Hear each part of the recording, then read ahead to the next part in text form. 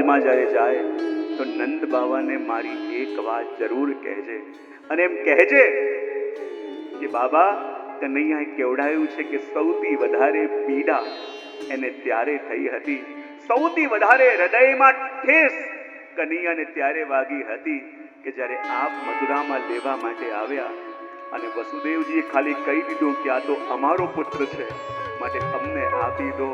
તો બાબા જેની આંગળી પકડીને હું ચાલતા શીખ્યો, જેને મને જીવનની એક એક વસ્તુ શીખવાડી, જેને મેં જીવનભર મારા બાબા બાબા કહીને હું થાકતો નતો, અને કોઈ પહેલી વાર મને વ્યક્તિ મળ્યું અને જેણે ઘોષણા કરી કે આ મારો દીકરો છે, અને બાબા એ જ ઘડીએ આપ મારો હાથ એમના હાથમાં સોંપી મને છોડીને વચમાં ચાલ્યા ગયા, તો આપના હૃદયમાં જરાય પીડા નથી? આપે વિચાર્યું પણ નહીં કે કન્હૈયાની ઉપર એ વખતે શું વીત્યું હશે? આપને વિચારે ના આવ્યો કે પ્રભુને કેટલી પીડા થઈ હશે કે જેને બાબા બાબા કહીને માનતો હતો, અને હું કોઈ વસ્તુ તો નથી કે એક ઘડીમાં કોઈને સોંપીને આપ ચાલ્યા જાઓ. હું એવો કોઈ પદાર્થ તો નથી કે કોઈને ગમ્યો અને આપ એને આપી દો. હું આપનો પુત્ર છું, અને જીવનભર મેં જ્યારે પણ બાબા કહ્યા છે તો આપને કહ્યા છે, જ્યારે પણ મેં બાબા માન્યા છે તો આપને માન્યા છે, અને આપે જ્યારે આ કર્યું મને બહુ જ પીડા થઈ, બહુ જ અસહ્ય મને લાગ્યું કે કોઈ કહી દીધું કે બસ આ મારો દીકરો છે, આથી મને આપી દો. અને આપે પ્રતિકાર પણ ન કર્યો કે ભલે તમે જન્મ આપ્યો હોય પણ એને ઉછેર્યો તો અમે છે, તમે ખાલી જન્મ આપીને એને સોંપી દીધો, પણ એને એક એક વસ્તુનું ધ્યાન તો અમે રાખ્યું છે, એને લોહી તો અમારું દીધું છે, અને કેમ કરીને હું આપી શકું? એક વાર પણ જ્યારે બાબા આપે એ ન કહ્યું ને, એની સૌથી મોટી પીડા મને થઈ છે. અને બાબા જ્યારે હું મથુરા ગયો અને પોતાની પ્રિય વસ્તુને કોઈ ક્યાંક લઈ જાય તો એને શોધતા શોધતા વ્યક્તિ ક્યાં પહોંચી જાય, અને આપને એક વાર પણ યાદ ના આવ્યું કે જે આપનો જ કાળીજાનો કકડો, આપનો જ કલેજાનો ટુકડો અહીંયા મથુરામાં વસી રહ્યો છે, તો હું આવું અને કહું કે ના અમારો દીકરો છે, આપ એક વાર કહેતા. અને વસુદેવજી મને જો પૂછતા બતા કનૈયા તારે કોની પાસે રહેવું છે, તો હું કહી દેતો કે હું નંદ બાબાનો પુત્ર છું, મારે એમની સાથે જવું છે. પણ બાબા જ્યારે એક વાર પણ આપ મને મળવા માટે ન આવ્યા, યા વસુદેવજીને એ જ વખતે આપે જ્યારે ન કહ્યું, આપે વાતનો વિરોધ ન કર્યો, જ્યારે વસુદેવજી મારા ઉપર દાવો કર્યો અને કહ્યું કે આ મારો દીકરો છે, અમે જન્મ આપ્યો છે, અને આપે હું આપનો ચહેરો જોતો રહ્યો, આપનો ચહેરો જોતો રહ્યો, મને ખાતરી હતી કે હમણાં નંદ બાબા કહેશે કે અમારો પુત્ર છે, અમારો દીકરો છે, કેમ કરીને અમે કોઈને સોંપી દઈએ? હું આપના ચહેરાને જોતો રહ્યો કે હમણાં મારા બાબા બોલશે, હમણાં મારા બાબા કંઈક કહેશે, પણ આપે એમની હામાં હા મળાવી અને પોતાના હૃદયના ટુકડાને, આ કાળજાના કકડાને આપે એમના હાથમાં સોંપી દીધો, જે અજાણ્યા મારા માટે હતા. હું જેને જાણતો નહોતો, મારો પરિચય એમની સાથે નહોતો, અને એક ઘડીમાં આપે મને પરાયો કરી દીધો. એ પીડા મને સૌથી વધારે હૃદયમાં થઈ છે. ઉદ્ધવ જ્યારે જાય તો બાબાને આ જરૂર કહેજે કે લોકો તો કહી રહ્યા છે કનૈયો ભૂલી ગયો, કનૈયા અમને છોડીને ચાલ્યો ગયો, પણ એના ઉપર શું વીત્યું છે એ જાણે છે, એના હૃદયમાં કઈ ચોટ લાગી છે એ તો એ જ જાણે છે. જઈને મૈયાને કહેજે, જઈને બાબાને કહેજે. અને ઉદ્ધવજી પણ વિચાર કરે કે આ પ્રભુની વાત લઈને મારે વજમાં જવું પડશે, અને વજમાં જઈને મારે આ વાત નંદ અને યશોદાજીને કહેવી પડશે. અને ઉદ્ધવજીએ એ જ રથ લીધો કે જે રથમાં અક્રૂરજી પ્રભુને લઈને મથુરા આવ્યા હતા, અને એ જ રથ લઈને જ્યારે ઉદ્ધવજી વજ તરફ જતા હતા, અને એમ કહેવાય છે કે જ્યારે વજની સાંકડીઓ ગલીઓમાંથી થઈને વજમાં જવાનો અવસર આવ્યો અને ઉદ્ધવજી રથ લઈને ગયા, ત્યાં કુંજ નિકુંજો એટલી બધી સઘન હતી કે વચ્ચેથી રથ લઈને જ્યારે જવાનું હતું તો એ ઝાડીઓની ડાળી કહેવાય ઉદ્ધવજીના વસ્ત્રો ઉપર ફસાઈ, અને જ્યાં આગળ ગયા અને ઉદ્ધવજીના વસ્ત્ર થોડા ફાટ્યા, અને લોકો કહે છે ને કે ચલે મથુરા સે જબ ઉદ્ધવ વૃંદાવન નિકટ આયા, चले मथुरा से जब उद्धव वृंदावन निकट आया, वहीं से प्रेम ने अपना अनोखा रंग दिखलाया. चले मथुरा से जब उद्धव वृंदावन निकट आया, वहीं से प्रेम ने अपना अनोखा रंग दिखलाया. उलझ कर वस्त्र में कांटे लगे उद्धव को समझाने, उलझ कर वस्त्र में कांटे लगे उद्धव को समझाने, तुम्हारा ज्ञान पर्दा फाड़ देंगे हम प्रेम दीवाने.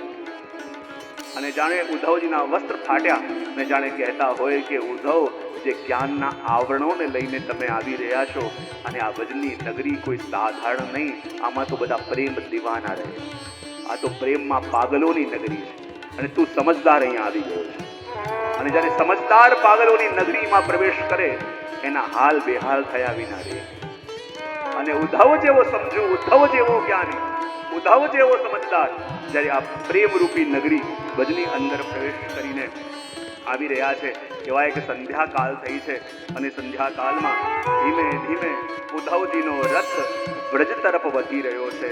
પ્રાપ્તો નંદ ભજમ શ્રીમાન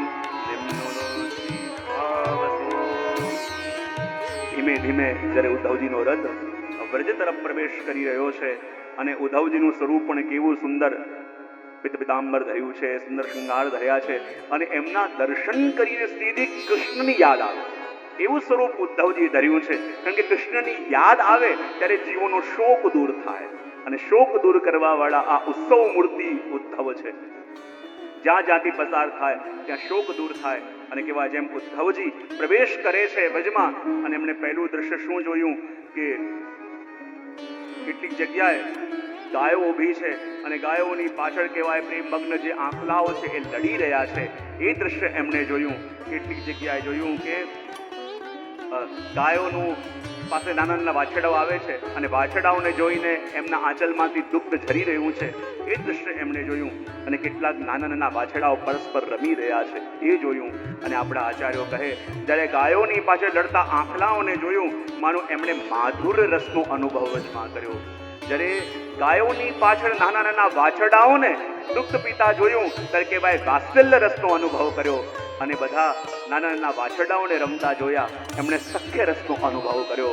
અને કહે છે કે ઉદ્ધવ, હવે તું વ્રજમાં પ્રવેશ કરી રહ્યો છે, તો જ્યાં સુધી આ ત્રણેય રસનો અનુભવ નહીં કરે, ન તને મારી સખાઓની વાત સમજાશે, ન તને મારા માતા પિતાની વાત સમજાશે, અને ન તને મારી ગોપીઓની વાત સમજાશે. એમ વિચાર કરીને ઉદ્ધવને અંદર જવાની આજ્ઞા માનો વ્રજમાં મળી. અને ઉદ્ધવ ધીમે ધીમે કરતા કરતા અને નંદાલીની બહાર આવ્યા. અને જ્યારે નંદાલીની બહાર આવ્યા અને નંદબાવાએ આવીને ઉદ્ધવજીનું સ્વાગત કર્યું, અને જ્યારે એમને હૃદયથી લગાવ્યા, શ્રીયુત શબ્દ છે, જ્યારે હૃદયથી લગાવ્યા તો કહ્યું કે એમ જ અનુભવ થયો કે જાણે કૃષ્ણ મારા હૃદયથી લાગ્યા. અને જાણે કૃષ્ણને હૃદયથી લગાવ્યા હોય એવો અનુભવ અહીંયા નંદ બાવાને થયું. એ જ સ્વરૂપ, એ જ વેશ, એવું જ શ્રીઅંગ, એવા જ શૃંગાર જ્યારે જોયા, અને નંદ બાવાને સંતોષ થયો કે જાણે કૃષ્ણ આવ્યા હોય. બોલે, તમારા હૃદયમાં પણ એ કૃષ્ણ છે, અને અમારા હૃદયમાં પણ એ જ કૃષ્ણ છે. અને વાસુદેવાદિ બંનેના મુખમાંથી એક જ શબ્દ નીકળ્યો. કારણ કે બંનેની રતિ, મતિ અને ગતિ એકમાં હતી, અને એ જ જે હૃદયમાં હતું એ બહાર પ્રગટ્યું. પરસ્પર વિવાદન થયા, અને નંદ બાવાએ કહ્યું કે આવો અંદર ચાલો. અંદર આવ્યા. લાગ્યું ઉદ્ધવજી થાક્યા હશે, થોડી વાર માટે એમને આરામ કરવાનું કહ્યું. થોડીક વાર વિશ્રામ કર્યો, અને વિશ્રામ કરીને પછી જ્યારે ઉદ્ધવ અને નંદ બાબા વિરાજમાન થયા, નંદ બાબાએ આવીને કહ્યું કે ઉદ્ધવ, તું તો આવ્યો, પણ જેનો સંદેશ લઈને આવ્યો છે એ કેમ ના આવ્યો? ઉદ્ધવજી કહેવા લાગ્યા, અરે બાબા શું બતાવું, એ તો બહુ યાદ કરતા હતા, એમને તો આવવાની બહુ ઈચ્છા હતી, પણ રાજકાજની વ્યવસ્થા માટે થઈને પ્રભુ અટકી ગયા, આવી ન શક્યા. પણ એમણે કહેવડાયું છે કે પ્રભુ જરૂર પધારશે. અને જ્યારે વાત કરતા હતા ત્યારે નંદ બાબા કહેવા લાગ્યા, હા, જેની આંગળી પકડીને ચાલતા શીખવાડ્યો, હવે એ મોટો થઈ ગયો છે કે ચાલીને અમારાથી દૂર ચાલ્યો ગયો છે. અને કેમ ના હોય, હવે તો મોટો થયો છે, અમે તો એને શું સુખ આપી શકીએ? અમે તો ગોવાળ છીએ, અને હવે મથુરાની એ રાજધાનીમાં જઈને, ત્યાંના સુખમાં જઈને અમને પણ ભૂલી ગયો છે. અને ત્યાં જ મૈયા આવી, અને મૈયા ભાગતા ભાગતા આવીને કહે, અરે એ ક્યારે પણ ભૂલી ન શકે, ક્યારે પણ આ મૈયાને ભૂલી ન શકે. જરૂર જ્યારે ઉદ્ધવજી આવતા હશે, મારા લાલાએ જરૂર જીદ કરી હશે કે મારે પણ મારી મૈયા પાસે જવું છે. ઉદ્ધવ બતા, મારા લાલાએ જીદ કરી હતી કે નહીં? ઉદ્ધવ બતા, મારા લાલાએ કીધું હશે કે નહીં કે મારે પણ મારી મૈયાને મળવું છે, મારી યશોદા મૈયા પાસે જવું છે? જરૂર જીદ કરી હશે. ઉદ્ધવ બતા, મારા લાલાએ કીધું હતું કે નહીં? ઉદ્ધવ બતા, મારા લાલાએ કીધું હતું કે નહીં? બોલતા બોલતા યશોદા મૈયાના આંખમાંથી અશ્રુ ઝરવા લાગ્યા. અરે કહે તો ખરા, મારા લાલાએ જીદ કરી હશે કે મારે પણ મારી મૈયા પાસે જવું છે, મારી મૈયાને મળવું છે. ઉદ્ધવજી મૈયાને રડતા જોતા રહ્યા. કહેતા મૈયા કહેવા લાગે, જરૂર જીદ કરી હશે, પણ કદાચ દેવકીજીએ રોકી દીધો હશે. અને કેમ ના રોકે? અમારો થોડી પુત્ર છે, એ તો એમનો પુત્ર છે, અને અમારા ઉપર હવે એમનો ક્યાં અધિકાર રહ્યો છે? ભલે મેં એને પાલ્યો, પોસ્યો, મોટો કર્યો, ભલે એને પોતાનો પુત્ર, પોતાનું સર્વસ્વ માનીને માન્યો, પણ છે તો એ દેવકીનો પુત્ર. કેમ એમની માને છોડીને આવે? ત્યારે બાબાએ કહ્યું, અરે એ ખાલી તારો પુત્ર નહીં, એ તો જેમ તારો પુત્ર છે એમ દેવકીનો પણ છે. અને હવે આ લાલો એટલો નાનો રહ્યો નથી કે મૈયા તારે ખોળામાં સમાઈ શકે. હવે એના ઉપર માત્ર તારો અધિકાર નથી, જેટલો અધિકાર તારો એની ઉપર છે એટલો જ અધિકાર એના ઉપર દેવકીનો પણ છે. જેટલો અધિકાર એના ઉપર દેવકીનો છે એટલો જ અધિકાર આખા ત્રિલોકનો એના ઉપર છે. ને જ્યાં આમ કહ્યું, મૈયા ભાગતી ભાગતી આવી ગઈ અને કહેવા લાગી, એ મારો પુત્ર છે, મારા હૃદયનો ટુકડો છે, એ કોઈ માખણ નથી કે હું બધાને બાંટી દઉં. એ થોડો દેવકીનો છે, થોડો ત્રિલોકનો છે. ને જ્યારે એને નિંદર નથી આવતી ત્યારે આ યશોદા આખી જાગીને એને સુડાવતી હતી. એને સુડાવવા માટે કોઈ દેવકી નથી આવી કે એને સુડાવવા માટે આ તમારો ત્રિલોક નતો આવ્યો.